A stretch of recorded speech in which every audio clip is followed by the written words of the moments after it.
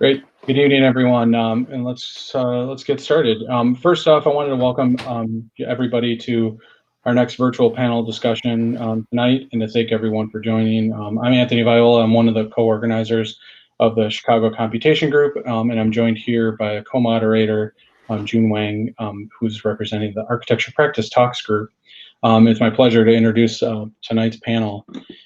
Tonight we have a pretty interesting event which continues the discussion that we had a couple months ago when we brought together some of the computational designers and technologists within the AEC community. I'm going to let my co-moderator June introduce the speakers, but the panel tonight of computational consultants will bring together three pretty unique perspectives, and the three leaders that we have on the chat tonight will have really taken an alternative path that'll be good to tease out because they've created businesses and consultancies that I believe have had a big effect on the way we design and communicate, and ultimately we build in this environment. So quickly, just regarding the format tonight, each of the three panelists will give a brief introduction to their background, their career path, a bit of the work that they're doing, and then we'll follow up with a moderated discussion with the entire panel, which I hope will get a lot of feedback from you guys. So if you're watching this live, please post any questions in the chat window during the presentation, and we'll be able to ask them during the discussion portion. And then one last thing, if you want to subscribe to the channel, there'll be a link to sign up on the Chicago Computation website, which you get email alerts for future events. So I'm going to hand off to June now to introduce himself, APT, and the three panelists.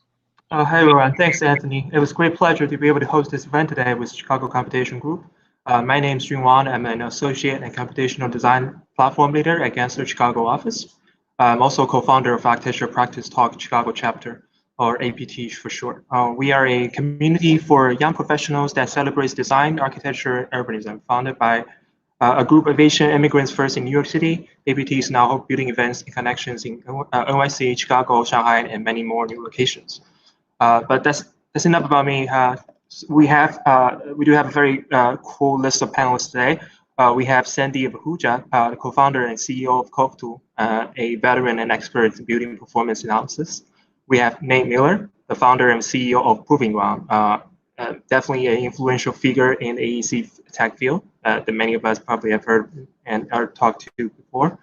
We also have Rob Otani, senior principal and chief technology officer at Thornton Tomasetti, another leader in the field at what he does.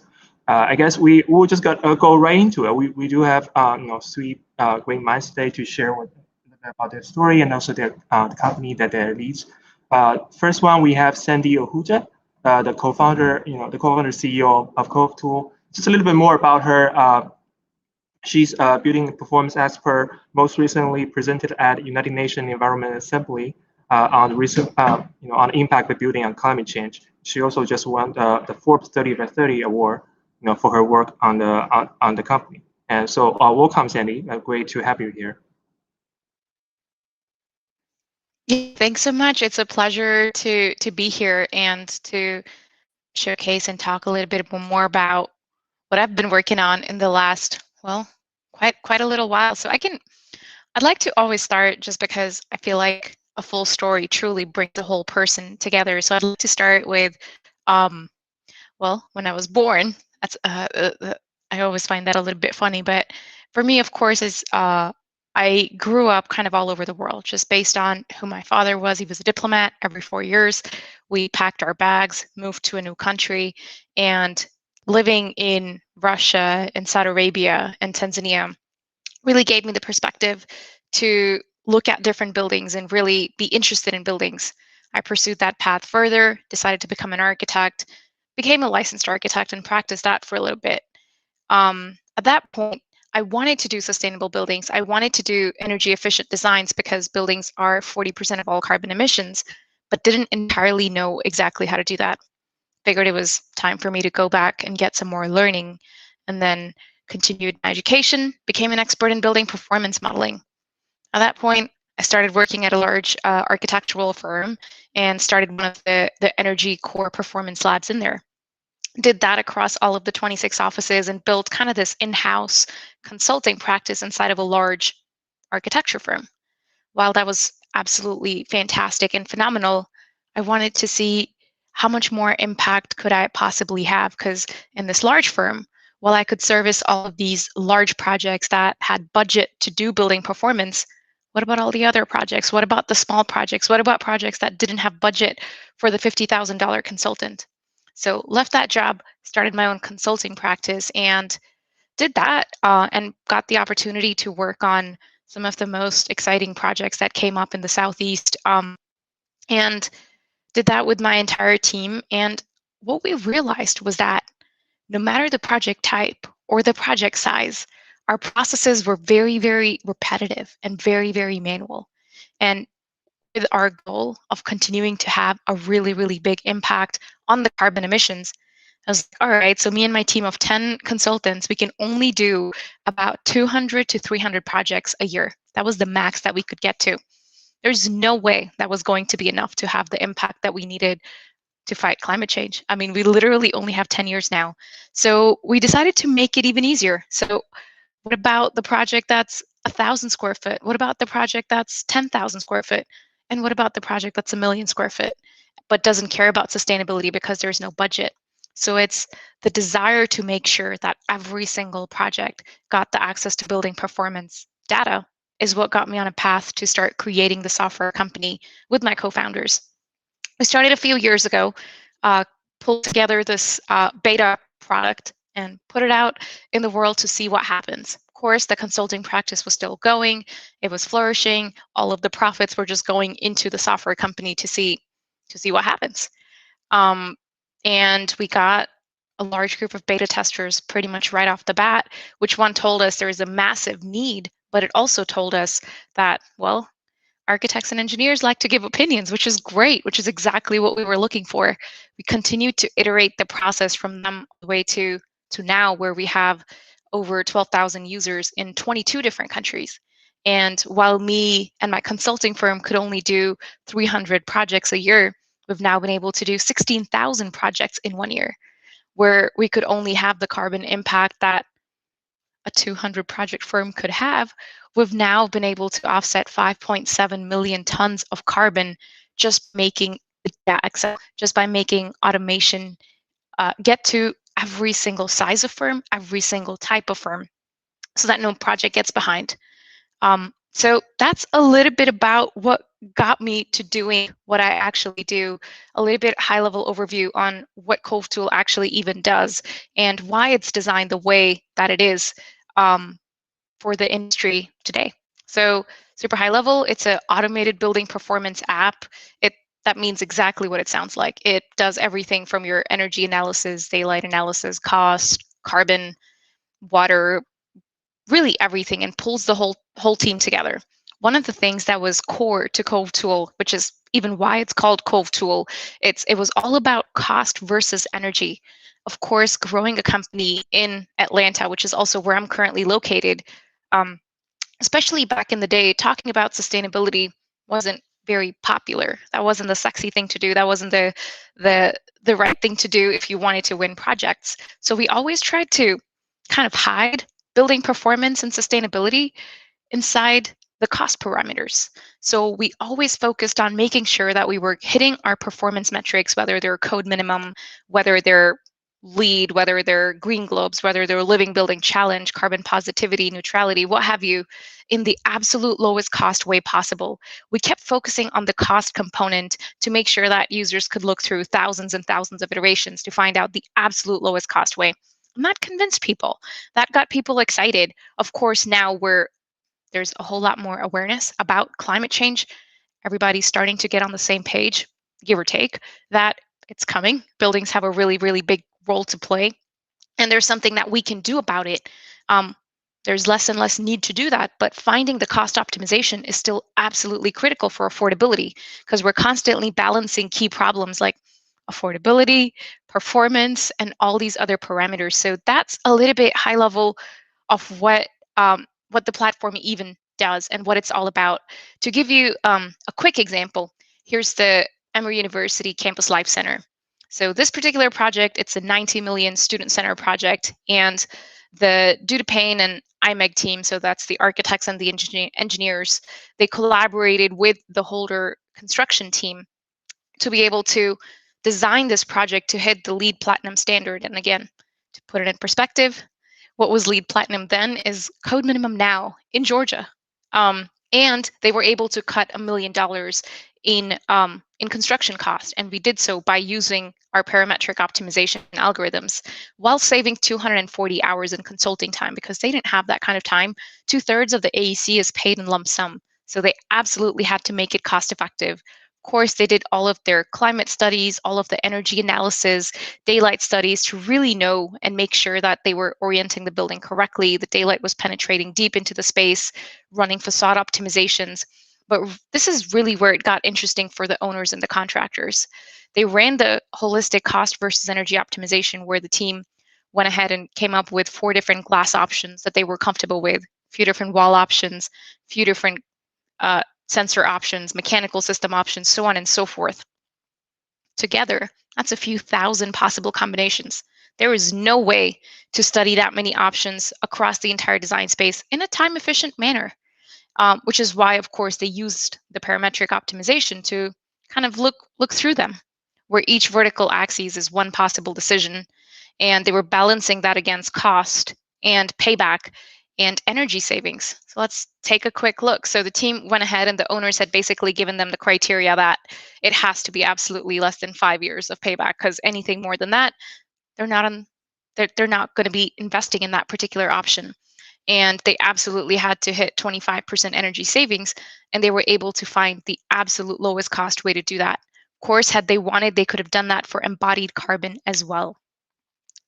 My entire mission, what I do every single day, what I get excited by every single day, is making data accessible, is making decision making much, much simpler, which is why we make the whole workflow super simplistic, where a user goes in, types in the project name, invites their entire team so they can collaborate with them, selects what type of project they're working on, and it automatically picks the local energy regulation and the nearest weather file. They bring in their geometry from whatever 3D modeling platforms they're into, whether it's Grasshopper or Rhino, Revit, SketchUp, ArchiCAD, Vectorworks, I mean, literally anything.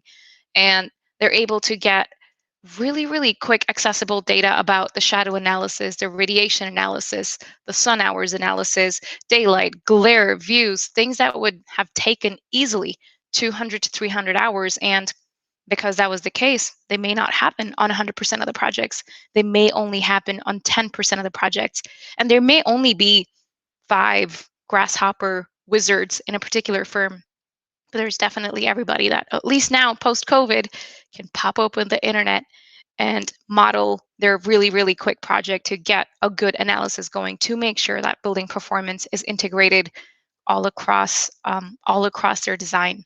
So that's, again, just a very high-level overview on the things that I work on, the things that get me excited, and my journey to get there. It's ongoing. I'm not done. There's tons more that we're continuing to build in the product. There's tons more that we're continuing to work on to make lives easy for architects, for engineers, for contractors, for developers, so that we can really continue to push the AEC forward and make good data-driven decisions. That's everything that I had for you today. Well, thank you. Thank you very much. It's definitely fascinating. I've heard so much about cove.tool on the news, and it's great to kind of hear about it in person today. So thank you. We definitely have a lot of questions and great things to talk about, but we'll kind of go over that in the later phase of all the presentations.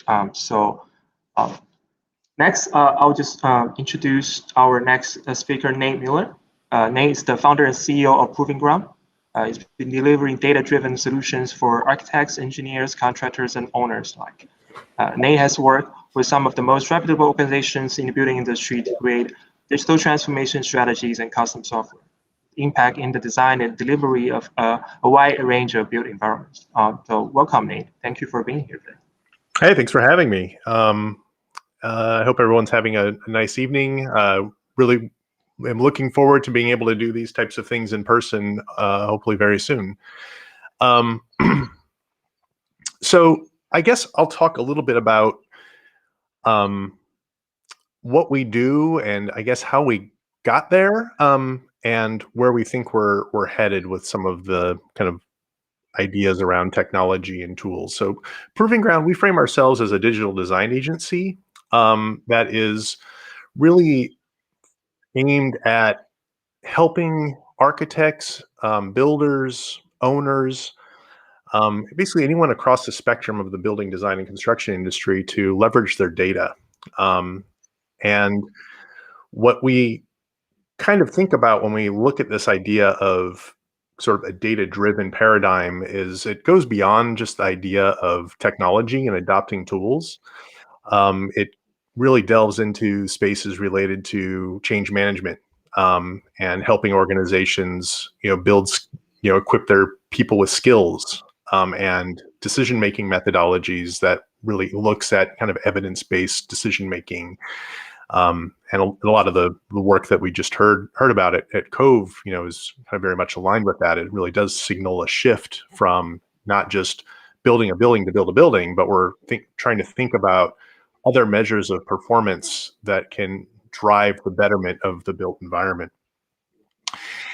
And I pulled this slide because I thought it was interesting given the topic of today, this idea of the computational consultant and alternate career paths. I put this together, pretty recently, I guess, for another talk, just looking at a bit of a timeline from a career standpoint and kind of looking at the history of Proving Ground, which really started off as a blog when I was working as a designer at MBVJ. And I became very interested in concepts related to computational workflows. I started a blog almost as a bit of a journal, to kind of track my progress and maybe share my progress with others. I had no idea if other people were interested in this idea of building tools. And this was around the time that Grasshopper had just come on the scene, so I was kind of very interested in pursuing that kind of technology because it was kind of, I guess, saving my ass more than anything else when it came to like getting the work done. And that was a big motivator for me early on, is like kind of being a young professional. We were doing a lot of competitions at the time. We were kind of working with different forms of geometry and attempting to understand this kind of ecosystem of data and constraints and metrics that we were trying to meet. And this idea that all of a sudden we have this tool, this toolkit that's kind of coming into its own via Grasshopper, and even before then, I was using like tools like generative components. It kind of became clear that professionals needed to kind of have frameworks and tools that allowed them to get into the space of managing their information. And along the way, I became very interested in tool building, getting into the space of releasing plugins. It's almost been 10 years since I released Lunchbox as a open a free tool out there to the Grasshopper community, and it's being used now by, I think someone alerted me. They're like, "Hey, you've kind of crossed the 500,000 threshold when it comes to people using it." And I'm like, "Really? I have no idea." So it's kind of bananas to think about how people that are operating in this network of knowledge sharing, developing tools, building open source products, and kind of contributing to knowledge, can all of a sudden create a bit of a scaling effect where now you're looking at a situation where firms are looking for people that have this skill set. And I think, as was mentioned in the last presentation, the skill set's kind of in short supply. And I think one of the things that I'd like to think about when we look at how we kind of evolve and move forward as an industry is how do we start to really capitalize on, I think, the industry's need to understand a larger spectrum of data and the connections between different data sources. How do we start to bridge skills gaps? How can we start to position tools that can lower the barrier to entry to kind of more sophisticated concepts, and kind of go beyond this, what I would characterize as bespoke tool making, and this sort of high specialization in a way? Can we start to think about larger modes of impact? I'm going to start with a bit of a story that's kind of framing how we're thinking of things currently with regards to data and what we're observing in the industry as being kind of a larger set of, perhaps problems with regards to managing data and information. So I think it shouldn't be a surprise to anyone that's maybe listening in on this presentation that data is extremely pervasive in our industry, but it's also very messy, disconnected, and oftentimes overwhelming. Like any given project that we work on, involve dozens, hundreds of data sources, that are often disconnected and kind of related in kind of a direct way. And I certainly felt this when I was working in design, this idea that I had to pull information from the client. I had to work with internal information at the office. I had to think about ways with which I could tap into publicly available data sources and information. I had to wrangle my own data. And when you look at kind of the variety of information sources that are available to any given project, you can see that there are sort of this sort of numerous and growing collection of data. And these sources are dynamic, they're growing, they're shrinking, they're evolving over the course of any given project. And there's also sort of a point here just related to the idea of ownership of this information. And so not only is the data itself changing, but who owns and controls the data is often changing. So data is being handed off to other parties. Get project to project, contract to contract, there may be a very different set of owners for a given data source. The data that you may be dealing with one project may be different. In another project, you may have different kind of degrees of ownership around it. And the data may also relate in different ways. And the kind of relationships that exist between these sources of information are kind of always kind of changing and shifting around as well. And then there's so that's like the asset. If we think about data as this digital asset that we're working with and we're using this kind of ecosystem of tools to deal with, that's kind of one part of the story. The other part of the story is sort of the people, right? And how do you start to really think about going from a topic or a set of topics or a set of data and its relationships that may be very specialized, maybe bespoke to a particular project, or maybe difficult to deal with, and scale that capability. If we know it's important, we have a recognition that it's important, can we start to scale that idea to a wider audience? So this kind of diagram looks at something that we've been very interested in, is how do we go from a paradigm where we're dealing with capabilities that often exist among kind of a select few specialists and work on tactics wherein we can start to build up a level of literacy around some of these kind of more specialized topics, equip generalized professionals with the capabilities that they need to understand the kind of product quality that they're creating and the performance of their designs? Can we equip project managers with kind of capabilities for understanding their delivery process and assessing the sort of performance of their teams? And can we equip executives with this kind of idea that they can leverage these things to improve their business? So it really is about a broad audience. It really is about, if we really want to think about digital transformation beyond sort of the bespoke, kind of narrow, and highly specialized skill sets that are often out there, and think about it as kind of a broad paradigm shift, we need to be looking across this sort of spectrum. And that, I think, has greatly informed our thinking, especially as of late, because I would say that Proving Ground as a company, we've been historically in this sort of consulting space, working with organizations to provide services, lend our skill set to kind of help develop different solutions to problems, to then thinking about, well, what if we were able to take some of these ideas that are kind of foundational to our ability to deliver service and equip people with the sort of similar set of capabilities that can scale to a larger audience? And sort of this representation of a shift, I guess, from service into sort of the productization of certain forms of knowledge. And I think that's kind of really critical for any computational designer, whether you're working inside of a given practice and trying to instill a set of capabilities across the practice, or you're working on just one project.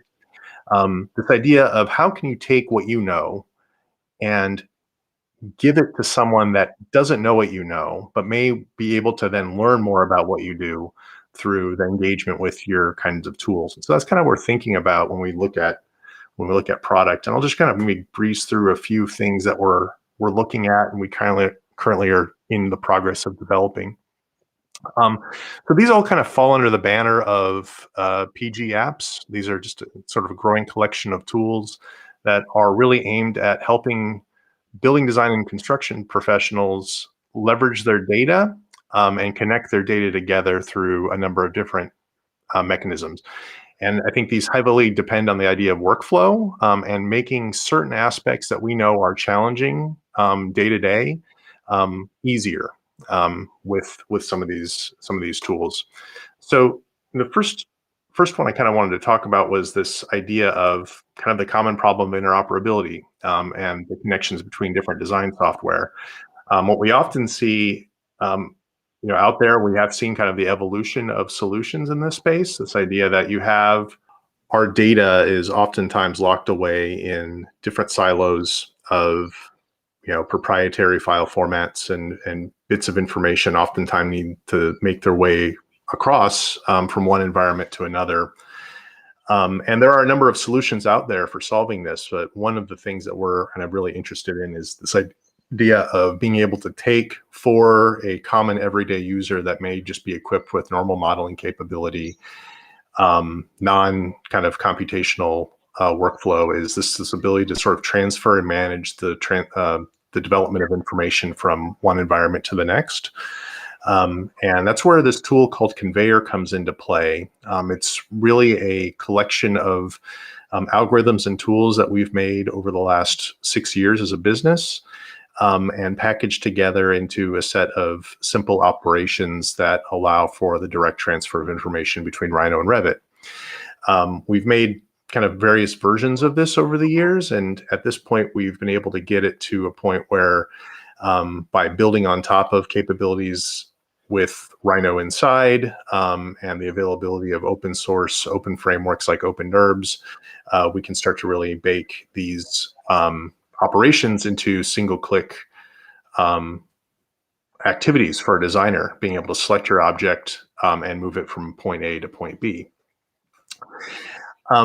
So that's a very kind of linear set of operations, but what I think becomes pretty interesting is when we think about this idea of integration and the connection of data between various sources from a decision-making standpoint, we get into a collection of tools that we are very excited about as it relates to the topic of business intelligence. So business intelligence, for those of you who aren't familiar with the term, refers to a class of technologies that is really aimed at connecting various data sources together. They're very popular in spaces related to big data analytics, finance, accounting, any kind of industry that deals with multitudes of databases and data relationships, whether it's Excel files to big relational databases and things like that. And we thought it would be kind of an interesting approach here to think about, well, can these platforms, which have a very large user base and surface area, be used to integrate different sources of information within the building design and construction context and provide a way for designers and builders to compose with their data in a way that doesn't depend on needing to know how to code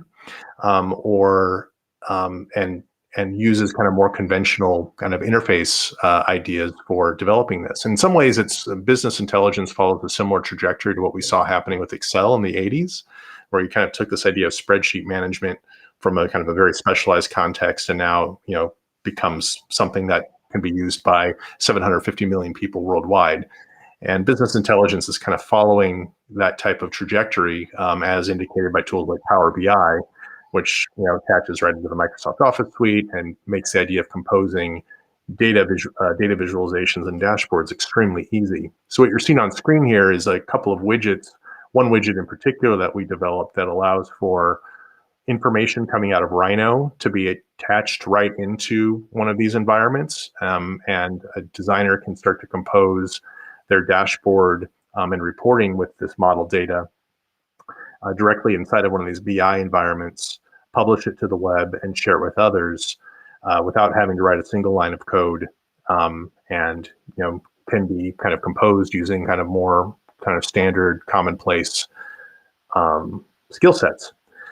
So what you're seeing on screen here is a dashboard that's been published to the web, allows for the comparison of a handful of design options for an urban context, integrating a portion of our kind of semantic visual tied in with other kind of information related to kind of cost and revenue potential for a facility. And the overall kind of theme then allows for this information to be shared, which I think is kind of a pretty interesting idea, and kind of builds on something that if I look back on our history of services, someone may have paid us quite a handsome fee to kind of build as experts using our ability to kind of create dashboards and data integrations, but now can be kind of done by a user that has some capability with working with modeling software. And the opportunity to kind of then build on this ecosystem is very kind of powerful, because you can start to really design different stories around your data. So if that's about comparing kind of the financial model, the development, you might want to bring in information related to environmental performance, similar to what you saw with the Cove platform. But here is kind of being positioned as kind of a widget that can be dropped into this business intelligence environment that hooks into other data sources that may be known, or you might need to kind of work and wrangle on the fly to kind of integrate with the overall storytelling device. So this is a handful of solar analysis studies done on a set of massing options, pulled into a business intelligence environment, presented on the web. The analysis was done with Rhino and Grasshopper and Ladybug. So that kind of data is being curated. And then within the BI environment, we're publishing it to kind of a dashboard that allows that data to be sort of searched by non-experts, experts and non-experts at the same time. And we're having all sorts of fun with this type of technology, even non-architecturally. I'm a big nerd, and obviously I grew up in the 80s. So anyone that kind of comes from that background would probably recognize the object on screen. I'm really into 3D printing.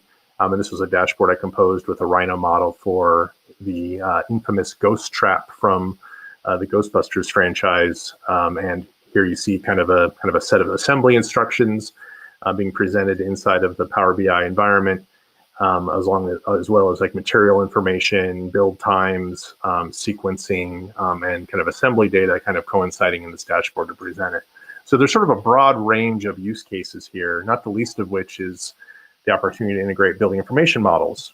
And so we're looking at how this type of technology can be used to really surface the kind of information that's often locked away or archived or relegated to the dustbin after a project is complete, and think about, well, can we start to really leverage our building information models as a data source that can hook into this type of environment and integrate with other types of information through the type of drag and drop feel that is often prevalent in business intelligence environments. And can we start to then create use cases and think about how these models can be used downstream and along kind of maybe a longer life cycle.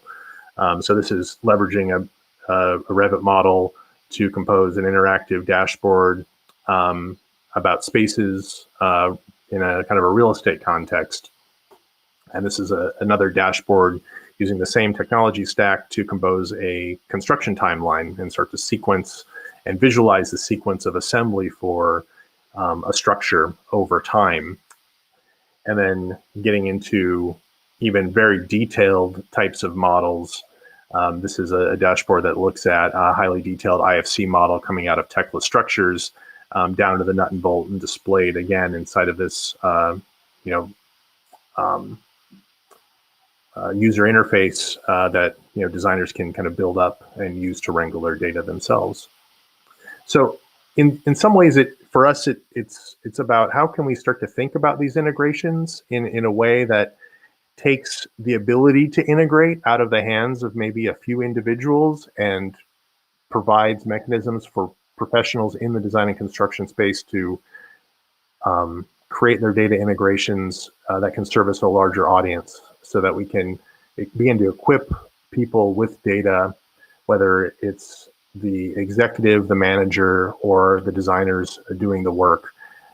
We're interested in that kind of democratization, and we think that the idea that we can take our computational know-how and maybe our shared experiences about kind of bespoke tool making into something that can become kind of more of a mainstream set of tools that would impact a larger audience. So I'll stop there.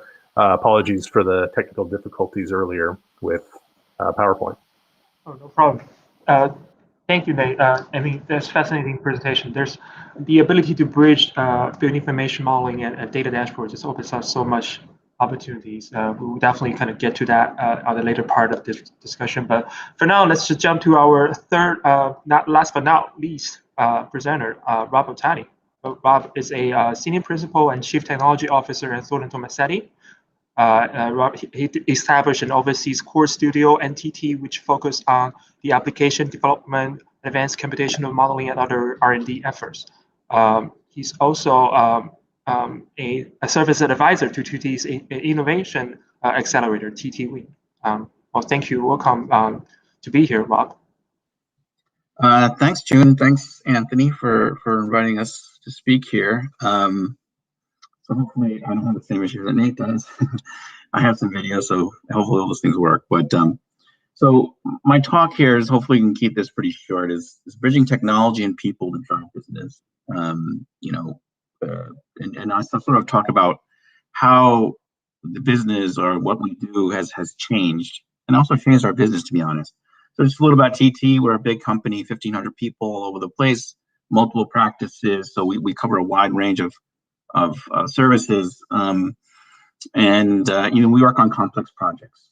And just a little bit myself, I started a long time ago, in 1995 with Thornton Tomasetti, but really even before that, I graduated from Rutgers in 1990, working as a civil sanitary engineer. But this is my first TT project, and just to give you a sense of where this started, this was AutoCAD and hand drafting. So we were still issuing Mylars at this time, but it was a very complex project. I got stuck on the roof. Was too stupid to realize that it was a really complex thing. But I just applied my master's degree, learning finite elements, and designed the roof, and was actually starting to detail at this point.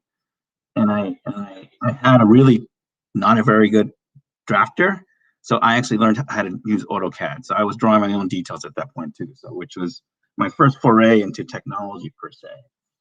I've always had a propensity to do complex things, and I was doing very complex detailing. This was the Park Imperial project in New York City, 55-story building, and I did all the steel detailing for this project.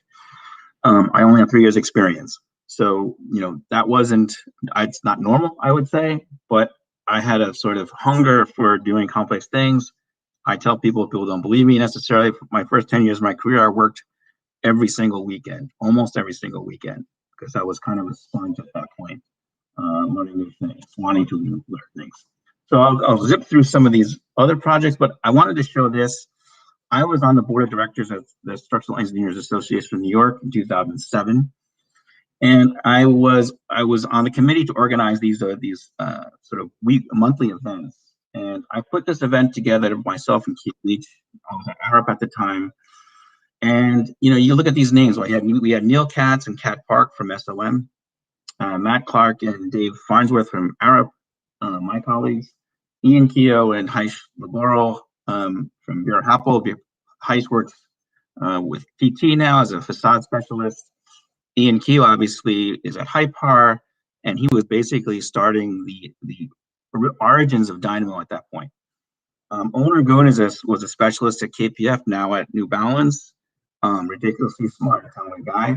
And of course, Steve Sanderson was at Shop, and then he went to Case, and then eventually went to WeWork. I'm not sure where he is now, but again, really talented guys.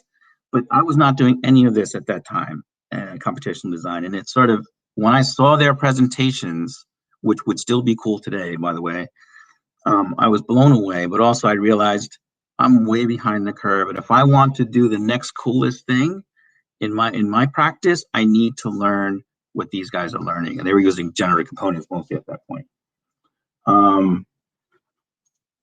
So there's a little bit of a timeline of myself. Actually, I mentioned that it's 1990s when I first graduated undergraduate. We've built, and Nate kind of mentioned this too, we started out with plugins, probably around 2010 when we started ACM, which was Advanced Computational Modeling Group. Obviously working on projects, complex projects the whole time, and learning about workflows, what works, what doesn't work. And then we started to get into more, why are we building these standalone apps that don't necessarily talk to each other? We need to build libraries so we can reuse code. And then we started to have family of apps. And then now we're in the process of sort of chaining those apps together so that eventually we'll be able to use AI for a lot of these sort of algorithmic apps that we created. We're organized in this way. So ACM became so, I would say, successful that it became an entity, not just a group, but an entity and an initiative at Thornton Tomasetti about how to drive innovation within the firm. And just to show some tools, we've been building Revit tools for a long time. 2006, I believe, we started or something. Prior to that, we were building CAD tools. We have 80 plus tools, 85 or so plus tools. It's the most popular toolbox in the entire office because we spend so much time in this, and the tools are really good. We built Tekla tools. We've been doing this since 2014, and obviously integrating with Construe as well, which I'll talk about in a minute. But again, these tools are automation tools that take 100 clicks down to 1 click. That's the sort of the idea behind building these plugins for our engineers. We started to move into web apps. Web apps are great because they are collaborative by nature. You can share the apps, people can share the data visualizations. It's accessible without having some really complex downloads to your own computer. And I'm going to show a couple of those. We started to sort of, Construe used to be really just an interop tool. We realized that it's actually much more than that in today's era of data-driven design. And we started to realize that there's a lot more there than just data interop. It's basically data repository and ways to sort of very specifically filter and move data between one platform to the other. This is just an example of one of our first web apps, which is called Skipper, which is a bay design tool. Now, this is an app that basically what I'm showing here, which is a parametric bay design for structural engineers. Basically, each one of these iterations probably takes an hour or two for even the best, engineer using RAM or something. We have sensitive equipment vibration built into this app, which doesn't exist in any app. So we've taken something, the really smart minds of Thornton Tomasetti engineers, hooked them together with our software developers, and we have something that actually doesn't exist in the industry. And so, just this app alone, it's been hugely successful, not just from the point of being a great app, but to opening the minds of the engineers in the office of what could we next? What could we do next? This is an app called Skipper that is a Revit export tool that exports, that does basically a cost estimate on the fly. It takes all the quantities out of the model in a very specific way as engineers want it and as cost estimators want it. We built in a sustainability piece where you can calculate your embodied carbon on the fly. And each instance of that saved states is saved in the cloud so that you can start to do comparisons over time. We started to build AI tools in 2000. We started in 2015, but since then we've released. Asterisk was the first one that is a structural sort of optioneering tool using AI. We're building on top of that, but then we built out this computer vision tool called T2D2, which is now public software.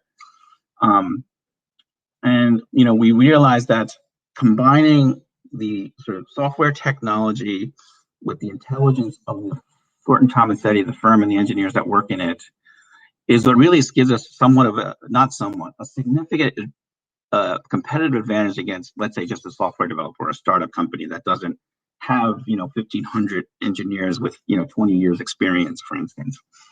So we see this as a huge future in AI in an industry. This app is, I would say, less sexy, but I think potentially even bigger. I say PDFs are dead, and they are dead. PDF is one technology that is significantly worse than the analog technology of reviewing drawings. I can look at 3 drawings at once, right? When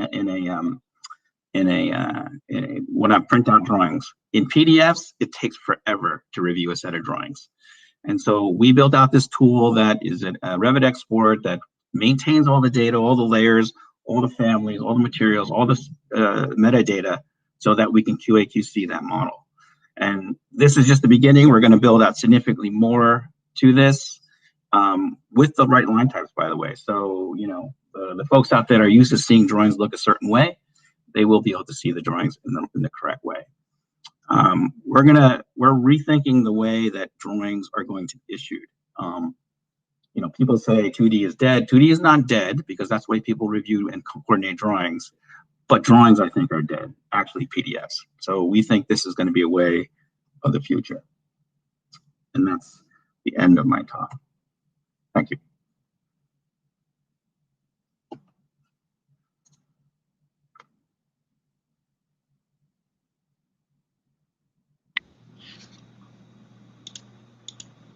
Cool. And I think we're just going to all get our cameras turned on here now.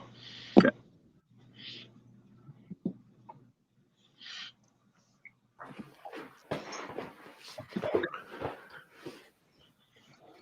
Great. Thank you, guys. 3 great presentations. I think what's really great is that there's, there's, as we're kind of talking about in the run-up for the presentation, I think there's these great shared experiences that you all have, and then have applied them in a way that's really, kind of transformative to the AEC industry. So we're kind of pulling together some of the questions. One of the things that, kind of I was interested in, it was maybe the part that you were talking about, Sandeep, you had mentioned, that there was a point where you had a certain skill set in the office and you just decided, hey, I'm going to do this differently. I'm going to take a leap with that skill set. Can you guys talk a little bit about how, you had different training, you had architecture backgrounds for Nate and Sandeep, and engineering background, Rob. How did you all of a sudden say, was it just skill set that all of a sudden allowed you to say, okay, I'm going to do this. I'm going to do this differently. I'm going to learn skill sets that are going to be able, to apply this in different ways. Yeah, for sure. I'll say that it wasn't overnight. That's for sure. I knew that I needed the skill set to be a building performance specialist. I needed that because I didn't know how to keep doing what I was doing without that. So I acquired that. And then when I started a software company, I dabbled in code. I wrote some here and there, but nothing to the scale that I would need to build a scalable SaaS platform. So, well, in that case, I knew I needed to continue to hone in my skills, but bring on the right team members. So it's a little bit of borrowed skill set from an awesome, amazing team, and a little bit of stuff that you just absolutely got to know. And I mean, it's nothing against architecture. I enjoyed that too. I just didn't know that I could do my job as well without learning what I needed to learn. Yeah, I would just add that there's a significant amount of discovery, and you need to keep your ears and eyes open. I found it when I was teaching at Pratt Institute. I was sort of a constructional consultant for third-year students. And I saw them using, back in like 2010, I saw them using Grasshopper. And I was like, wait a minute, I think I can do that. That's something that I get, you know? And then, you know, Grasshopper wasn't that popular back then, but I decided to, and this is, by the way, this is before I even knew Rhino. I took a Grasshopper class. It was the Mode Lab guys in Brooklyn used to give classes, and I learned Grasshopper with Jonathan Schumacher, who, of course, like, you know, surpassed my ability by like 100 times. But, you know, combining sort of my, you know, institutional knowledge of structural engineering and his computational knowledge, we were able to demonstrate to the company that this was significant, like orders of magnitude better than the old way. I think yeah, the trajectory of Grasshopper and the introduction of that into the sort of conversation is interesting because of how it lowered, I guess, a barrier to entry in the world of coding and automation. Like, I failed my first computer science course in my first program course. I was terrible, and I didn't get it. I didn't understand any of it. But I, you know, gravitated towards architecture and design because I was a very visual person. I liked art. I liked the idea of composing, you know, space and 3D graphics. I liked video games, and I think once kind of tool like Grasshopper came into play, because it was so graphic, it almost felt like a game, and I think it still does.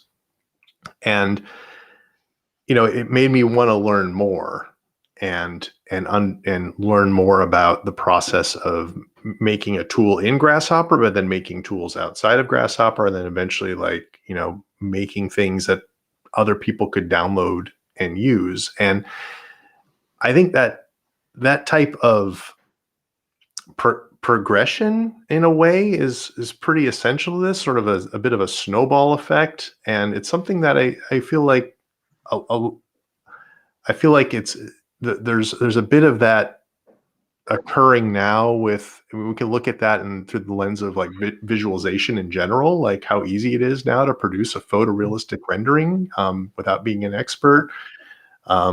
Running a solar analysis, you know, or any form of environmental analysis is becoming quite easy. And you know, we've been interested in this idea of, well, is there a way, and is there the right blend of tools or style of tools that will not only get people the answers they need about their project, but also encourage them to maybe learn more about the problems they're dealing with. You know, and I think about like Cove and like that space, like, you know, in some ways you have to do double duty with a product like that, because you're, on the one hand, lowering the barrier to entry, but then you're also trying to encourage people to learn more about how to make more sustainable buildings at the same time. And, you know, there's that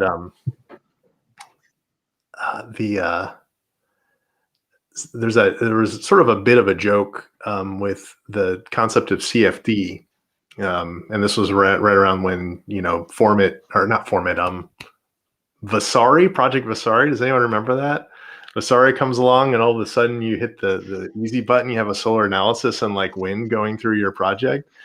And CFD was like referred to as, oh, color for designers, right? You know, it's like the non-expert is now doing this like seemingly very sophisticated thing. But it's like, how can you start to create a tool that doesn't just give you the easy path, you know, almost creates it opens up a new world for someone that may otherwise not have been interested in getting into that space, maybe. I don't know. I just want to pile on and say that I definitely feel similar to what Rockville just mentioned. There's an anxiety about missing out on the new tools. Like I always afraid that what are people doing? Like, am I missing the latest, coolest software there? Like, that's how I like asked around. That's how I heard about cove.tool. That's how I know about Tracer. So I feel like this is definitely a great time right now. There's lots of stuff happening that really make me feel like I have to follow the right person on Twitter and in Clubhouse and to get to know what's happening. So thank you for sharing what you have today. And also, I kind of want to maybe highlight. I don't know if it's a kind of a occurring theme here. Is you guys coming from slightly different background or trajectory, but all kind of ended on a. I mean, I don't want to oversimplify, but this feels like a product development, right? Can really very focused, very serious kind of tackling very specific questions by focusing on a product or a tool or a application, which I feel like is speak a lot about kind of the phase we're right now in, because it has even it's not just because app development is popular, right? Because it does have a very clear problem statement. Sandeep said it very clearly in his presentation that it's about scalability. It really makes it easy. Like it's just impossible to do the amount of work that we need to do by doing it always. And Nate also mentioned it. It's also about democratization, right? Not everyone has the right tool, expertise and right skill set to do the things we need to do. So we have to make all these tools. So my question for you guys are this: do you see this kind of application building being a vehicle for more diverse and more kind of open-minded innovations in designing in AEC? Maybe it's not, maybe it's not just accessibility, maybe it's not just data. Maybe there's some more process that we can kind of carve out and really focus on and develop into apps. It sounds kind of cheesy and cliche, but I don't know. What do you guys think about it?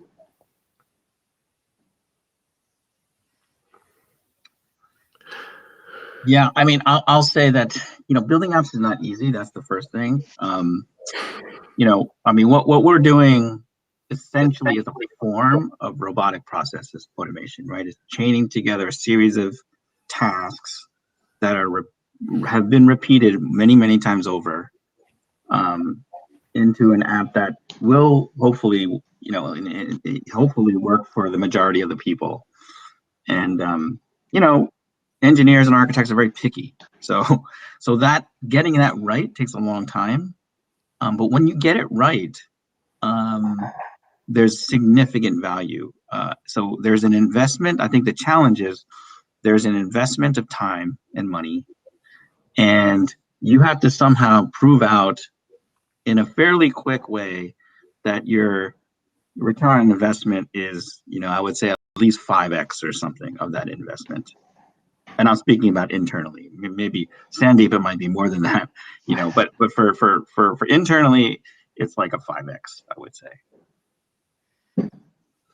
Yeah, I mean, I do think that the entire AEC space, there's so many more founders now that I've spoken to. There's different people that are solving different aspects of the same problem, and that's definitely new as of the last five-ish years. There's a whole lot more than there ever were.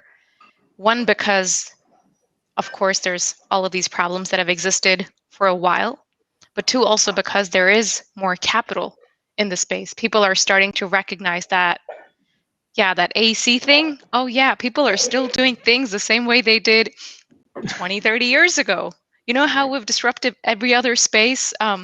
That hasn't happened in AC yet. People are still doing things. People are still drawing drawings and, deciding things based on whatever they did on the last project. People are still doing that. And it just blows a lot of the capital investors' minds. And they're like, well, this is the space to disrupt. And I do believe that with the right ideas, which there's many of, because there's so many problems to solve, we're a very unsaturated space at the moment. There's a lot of disruption that needs to happen. And I do envision that in the next 5 years to a decade, there'll be even more of that, because gosh, we need it. We need what Nate's working on. We need what Rob's working on. We need it for internal teams and projects, and we need it for the one-person firm that can't afford to have Rob and team, that can't afford to have Nate and team. We need all plethora of solutions, and I mean, to me, that's exciting.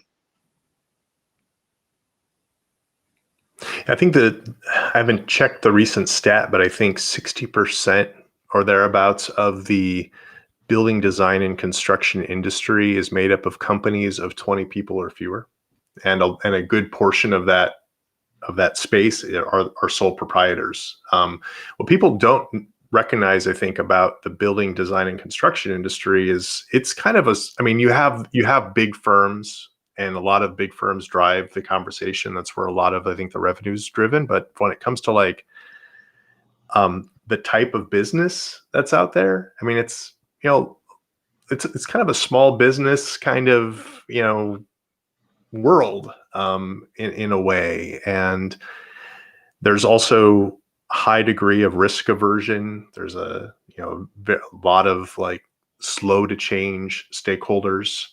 I always like to point out that I think if we think about building information modeling as like a topic, Autodesk acquired Revit like 18, 19 years ago now, and there was all this promise about the digital model deliverable.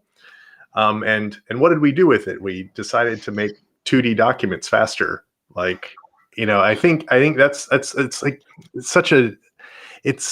it's really hard to, I think, build innovation in this industry. And anyone that's trying to do it, first of all, hats off. Like, it's a hard problem. You're trying to get people to change ingrained behaviors, and in some ways go against what they've been trained professionally to do.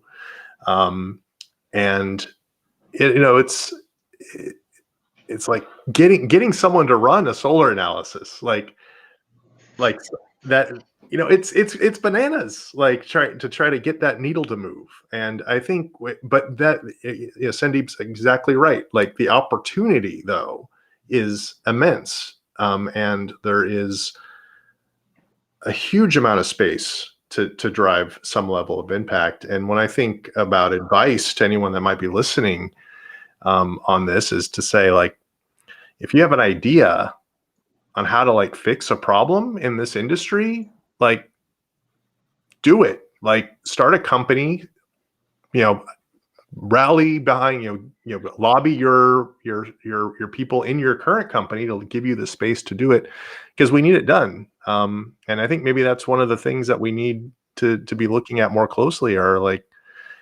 is one of the ways that we can drive the most impact in this industry is almost to step outside of our professional selves, which is sort of what everyone, Rob, Sandeep, myself have been trying to do. We're kind of like, okay, we've been trained to do certain things a certain way, and now we're going to try to look at this problem a little bit differently. And we need more of that as much as we can. That's great. I mean, I was just thinking, like, and say, when you guys brought up the timeline, it's great because you see like that there was a correlation between some event that happened in 2008 that all of a sudden saw all these people with a lot of knowledge and a unique skill set in an economy that wasn't really built for it, and they were able to. I'm talking about the AEC economy, but that when they broke off, and I mean, I think that's a similar timeline that fits in. All of a sudden, you see obviously a whole lot of innovation that in a lot of space that happened. So CASE and WeWork and all that stuff. And I think that, do you think that that's similar now, given the 2020 pandemic? Maybe not a similar economic condition, but definitely a similar innovation condition, right? Where people have, have been able to take some time and sort of take stock of what some of the issues that they have are, maybe especially with cloud-based, computing platforms, collaborative tools, all that stuff. You guys see that have you seen interest over the last, 18 months or 16 months? I mean, do you think that's the conditions that are right for the innovation, or do you think it's maybe there's some other bubble that's coming down the road that's going to be I mean, I definitely think it depends. For me, for example, I had my stable job in a large firm, and I was driving to the dentist one fine Thursday, and I just knew it. I decided, like, that on that drive that I was gonna quit my job and start my company, because I was pushing my idea, and it was happening too. I mean, not to say that it wasn't. It was happening, but it just wasn't happening as fast as I needed it to. It wasn't happening at the pace that the world needed to do those things to fight climate change. And well, I was like, okay, so it's Thursday. If I still feel this way Monday, I'll give it my 2-week notice. Of course, rest is history, because clearly I don't work there anymore. But I think it's definitely a mix, but I also know that situations and pivots, whether they're in a product, whether they're in a career, whether they're in however you're living, definitely arrive and there's changes in situations. Like, we wouldn't have pivoted to create a COVID part of the app had COVID not existed and created this giant developer market that we didn't even know was out there. So there's definitely pivots that can occur with changes in situations. Yeah, I would say in the last 18 months, I would say the older generation has, at least at a minimum, become aware that technology is a big part of the business. Like their computer doesn't work, their Wi-Fi doesn't work, they're not doing business. And communication as well. But clearly there's been a big shift in, sustainability, ESG, climate change. That I think is going to, spur significant movement in, embodied carbon, energy modeling. It's not going to be something nice. It's going to be something required. And there probably will be a cost to it as well. So, we were prepared for that, but I'm not sure everyone in the world is yet. Now, I've been on calls where it's like, what is EY now? Well, there's that meme that went around in March of 2020. What drove the digital transformation of your business? Was it your CEO, your CTO, or COVID-19? And I bring that up because I think especially when it comes to this industry, and what we can't do is wait for the next crisis to change the way we do business and the way that we prioritize certain things. We had to adapt to remote working and virtual ways of collaborating, not because the technology has been there for a long time. And I was always, when I was a designer, I had a lot of friends, I still have a lot of friends in architecture. It would be unheard of if you would have gone back to 2019 and be like, I want to work from home now for like full time. Everyone's like, impossible to do that. And we had to do it, and people made it work. Some more successfully than others, for sure. And there's still a lot of struggles there, but it was demonstrated that the things that we were told couldn't be done, we had to do them. And what we don't want to get to is, I think, a point where the sea level has risen, and we're having to deal with when we currently are dealing with climate catastrophes at an accelerated rate. But we don't want to be staring down the eye of the storm before we decide, we should actually be running, iterative energy simulation. We can't wait for that. We have to figure out ways of doing it better. And, and that's kind of what's, it is a bit concerning, I think, to think that we are, as an industry, are reactionary rather than proactive in our kind of ability to change ourselves. That's what we need to be. We need advocates for the proactive side. Do you see the needle moving in those ways? I mean, just to be, not to be, I'm, I guess, hopeful, right? And that we are, I guess, taking this, at least the time to push it forward. But do you think that, you're getting less of the question of what is a UI, or are you getting more of that question and thinking, well, great, that at least we're asking that question, at least now we're moving that, or Yeah, Bob, I hope mean, you guys are getting asked that more and more. Hey, how do we integrate embodied carbon in these structures? And I hope that, is it upticking in a way that's maybe hopeful that, hey, we're moving the needle, or is it hey, we need to do some shift.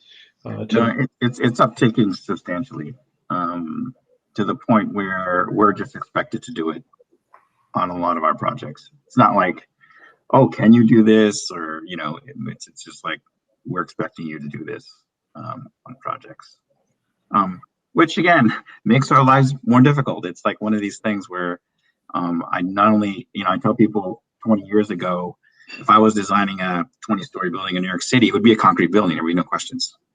Now it's like, is it a concrete building? Is it a steel building? Is it this system? Is it that system? Is it a timber building?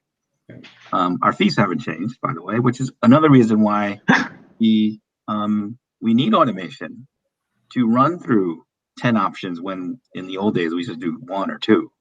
So that's a fact. There's no getting around that. Yeah, I mean, I'll start by saying I'm an eternal optimist. That's just the way that I function. If something's not working, I'll create a plan. I'm gonna be like, I'm gonna go 10,000% on this plan, and we'll make it happen.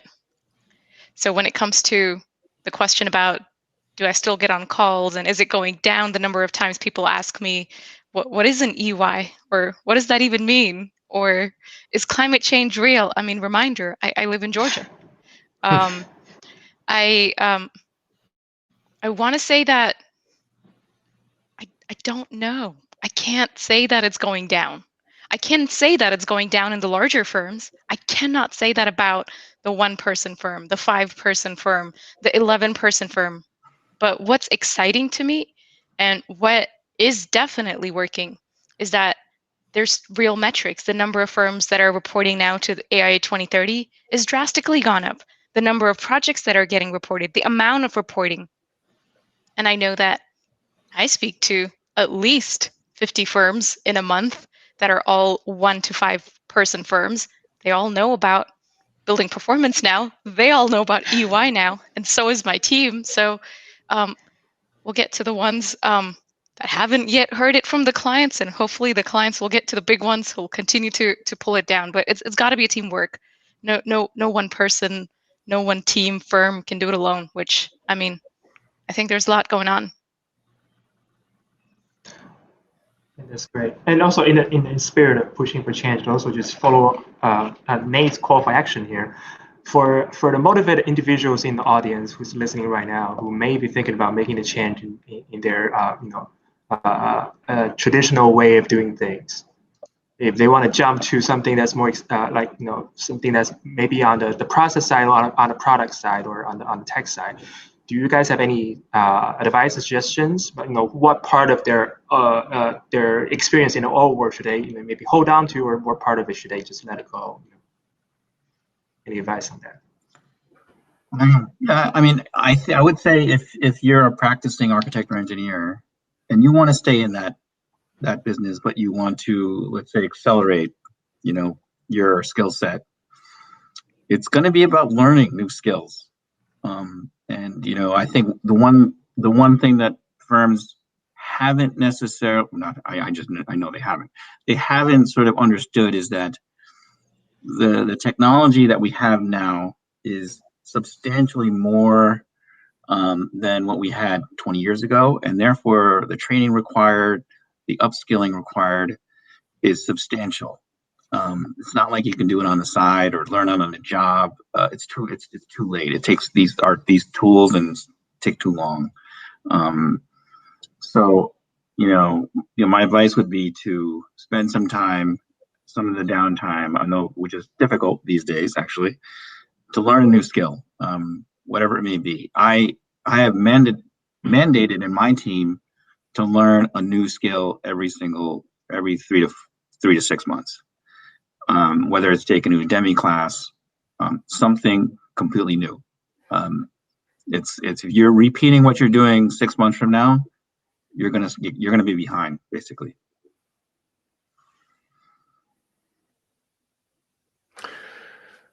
Yeah, I mean, I think on the one hand, it's like the being fearless and the skills that you learn is very much a part of that, and trying to figure out what are some new things that you can adopt into your workflow that will make your job better, easier, improve the quality of your product, and so on and so forth. I think there's also an aspect of this which is just related to patience and being able to just be very persistent in sort of what you're interested in learning, and the sort of the change that we want isn't going to happen overnight, and your career path won't shift overnight unless you might have a crisis one day and you're like, all right, I'm doing something else now. But I think the idea that if I think back on my earlier career as a designer, and with all the kind of computational work that was happening, I still wasn't necessarily afraid to get in and work on red lines and do kind of the conventional kind of professional work, because I think that's how you understand the problem. That's how you learn how things work today and why things work the way they do, which can greatly inform and provide validity to the ideas that you're hoping to pursue.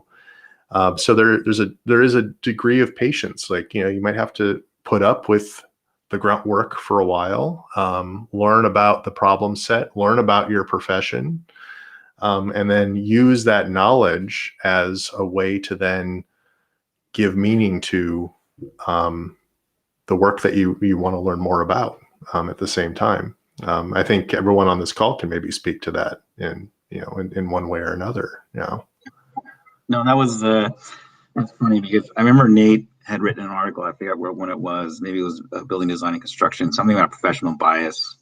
Yeah. Right. Yeah. And there, and that like struck a nerve with me, because, there are people with 30 years experience who know what they know, right? They're, unbelievable architects or engineers, but they have actually no clue of how to actually put a building together with the tools today. So it's very difficult for them to understand the problems that are being seen by the practitioner, and potentially don't want to admit that either. Like always go back to the old days of drafting on a drafting board. But there is significant value in those people, and if you can get the communication between those people and what you're doing, or explain that, or explain, sort of extract what's in their brain to what you're doing computationally, that's where the gold is, actually, right? It's like, that's why institutional firms have a significant advantage of good product over just software developers, because they know what the problems are. Yeah, I mean, I couldn't agree more with everything that's been said. I mean, as long as you know what you want to do, I mean, there's tons of resources out there. There's people that do pretty much everything now. There's training for everything. Everything is accessible. You just gotta keep doing it until you make it happen. There's only one way.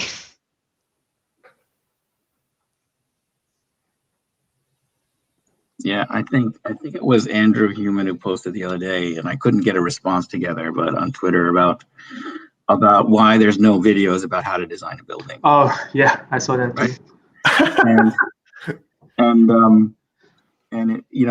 But I sort of correlated that to why there's no videos of how to drive a car, right? Because it's something, it's a learned experience. It's very human, and it's difficult, actually. I mean, the fact that Tesla and Waymo spent billions of dollars, on how to drive a car. There's a steering wheel and there's two pedals, right? A 16-year-old, wakes up one day and he can drive a car better than any AI app. So architecture and engineering is way beyond that. And so, to Nate's point of having some patience to learn those skills is significant. I would say if, in our industry, 5 years is okay. It's good. That's like minimum, I would say.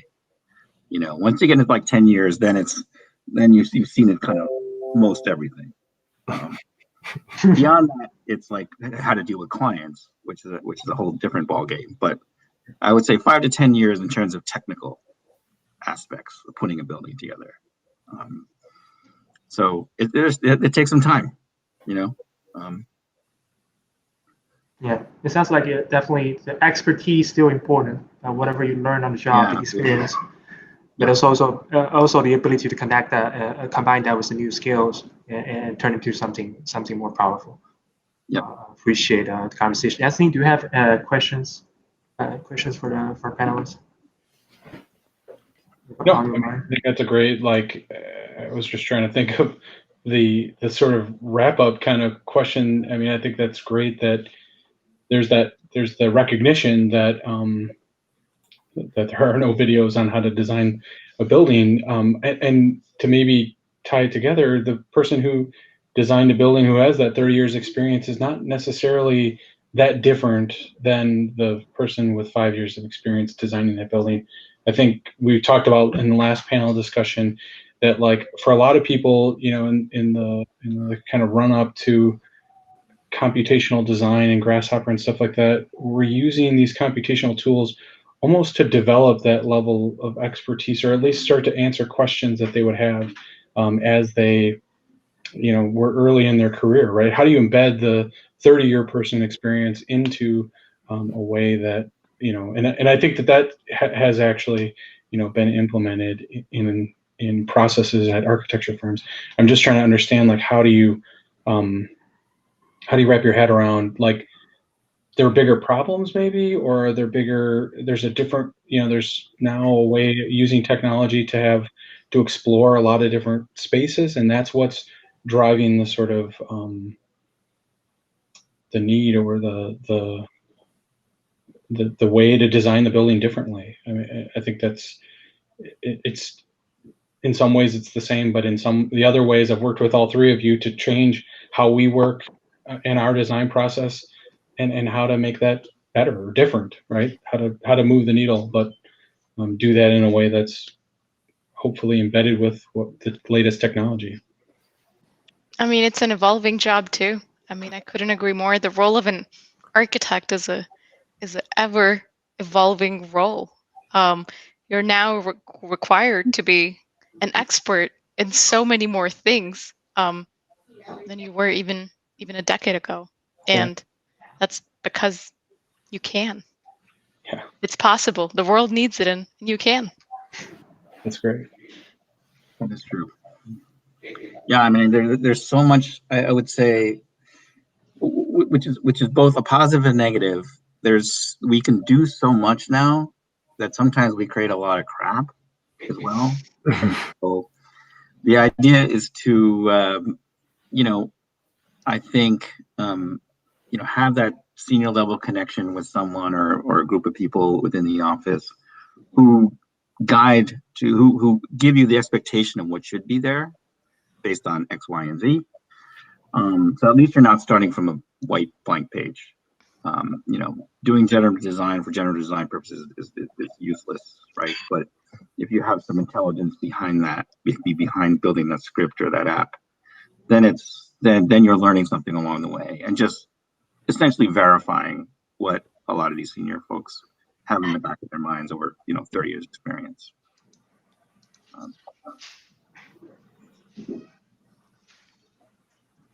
Any parting thoughts of wisdom, Nate?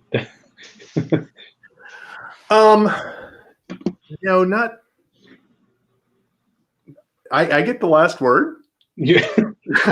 Oh, I have a little fun prediction afterwards. I feel like I was just put on the spot. Like, go forth and compute. Also, just for a fun last thing to do, I have a prediction challenge for you guys. So this is a little survey that's shared around on Twitter recently. Kind of interesting what you guys think about this. So in the below following list of technologies, what do you think will have a bigger impact in the AEC industry in the next 10 years? So ready? You start with building information modeling, right? The really big one. And the next one is visual programming when it comes to design or sustainability. And the next VR, AR, and other kind of enhanced reality technologies. And the last one is artificial intelligence. Which one do you think will have the biggest impact in AEC field in the next 10 years? You don't have to take it too seriously. It's just something for fun right now. I think it's AI, but that's we're a long way away. But I think it's going to be AI. And when you say 10 years, if you said 5 years, I would say no, it's not going to be 10 years. I'd say visual programming for sure.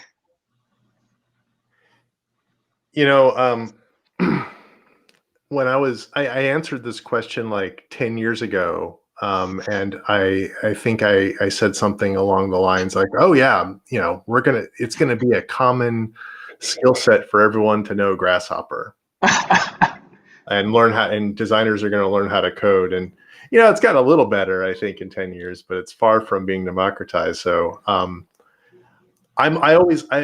guess I don't know, maybe I'll do this and I'll come at it more of a negative standpoint with that, and we'll take bets 10 years ago from 10 years from now. I don't think 10 years is a long enough timeline to kind of really see the full kind of amount of 10 years is not a long time. Like, is AI going to really be driving a lot of making because of the big impact 10 years from now, as it is, as we think? I'm not so sure. I find it funny that BIM is on that list. It's not my list. It's just the list that I share. In some ways, I think that is going to be. In some ways, I think that's probably the most correct thing because it's most directly related to the business of architecture and design and construction as we understand it today. So maybe that's a safe bet, or maybe it's none of them. Maybe the status quo will maintain itself. I don't know. I think